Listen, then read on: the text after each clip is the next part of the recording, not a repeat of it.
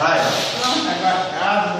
Nossa atividade, nós escolhemos a luta livre. Ela é bem parecida com todas as outras, com o karatê, com o MMA, porque é uma luta de muito contato. Então, mas como a luta livre ela é muito agressiva e pode ter risco, a gente fez atividades, como a Lúcia pediu para a gente fazer mais voltada mais para o lúdico, mais para a criança, e que não ofereça tanto risco. A gente vai fazer alguns movimentos que tá presente na luta livre.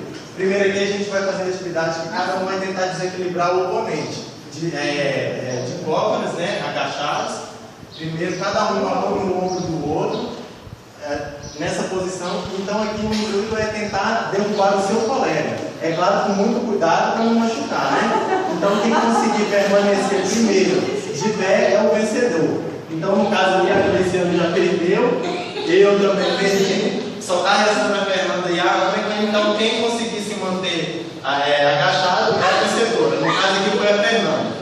A segunda atividade é bem parecida com a primeira, porém a gente vai ficar de pé, cada um com a mão no ombro do outro e tentar desequilibrar o mais rápido possível e sem tentar machucar os colegas.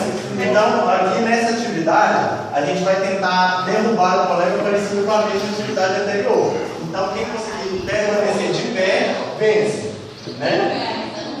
Agora, a terceira atividade que a gente vai fazer a gente fala linha quente. É como se fosse uma barreira, no caso a barreira vai ser a Fernanda, vai ficar 3 de lá, pode ser 3 de lá e 3 aqui e 2 de lá.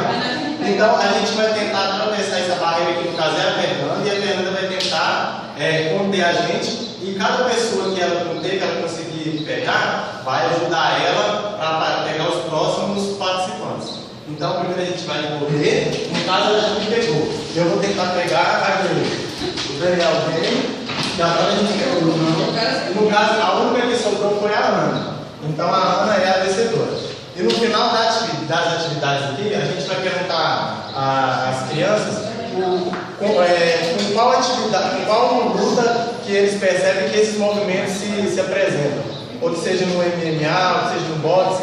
Então a gente vai fazer eles refletirem qual golpe, qual movimento aqui que eles percebem nas lutas. Então essa seria a parte avaliativa da nossa atividade.